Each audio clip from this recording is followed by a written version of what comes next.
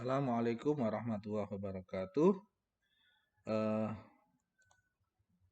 Perkenalkan di sini saya Muhammad Arif Kurniawan STMD dari jurusan Arsitektur Universitas Teknologi Jakarta ingin mempresentasikan mengenai cara menyusun dan langkah menulis buku ajar yang diambil dari sumber Bapak Syihabuddin Said MSI. Ada 3 langkah yang dilakukan oleh penulis dalam membuat buku ajar. Yang pertama adalah menyiapkan RPS atau rencana pembelajaran semester. Kemudian yang kedua adalah menyusun outline, dan yang ketiga adalah membuat perlengkapan buku. Yang pertama adalah menyiapkan RPS. Apa saja yang perlu dilakukan? Yang pertama adalah RPS sebagai acuan proses pembelajaran MK atau pelajaran. Yang kedua, RPS sebagai materi atau substansi buku ajar. Yang ketiga adalah RPS memuat CPMK, sub CPMK sebagai sasaran tujuan yang ingin dicapai.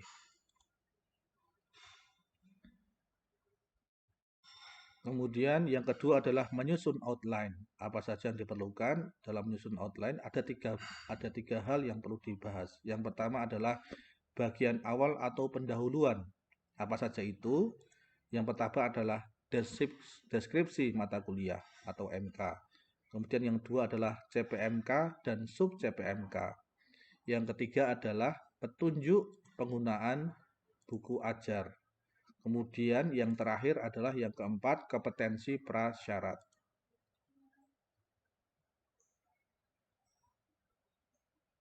Nah, bagaimana yang kedua adalah menyusun outline tadi.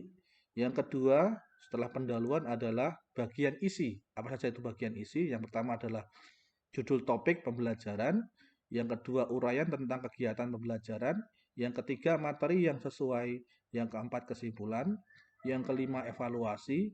Yang keenam, kunci jawaban, yaitu dengan jumlah bab sesuai dengan jumlah kegiatan pembelajaran. Kemudian yang bagian terakhir atau bagian yang ketiga dalam menyusun outline adalah bagian akhir. Bagian akhir itu apa saja? Yang pertama adalah glosarium yang digunakan wajib untuk dosen, kaum dosen. Yang kedua adalah indeks. Yang ketiga adalah lampiran sesuai kebutuhan MK. Dan yang terakhir adalah biografi penulis.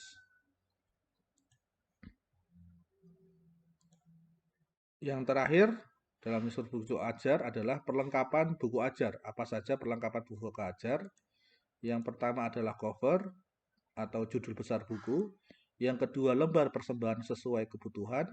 Yang ketiga, kata pengantar. Yang keempat, daftar isi. Dan yang terakhir adalah daftar tabel atau gambar atau skema dan lain-lainnya. Demikianlah presentasi dari saya. Terima kasih. Wassalamualaikum warahmatullahi wabarakatuh.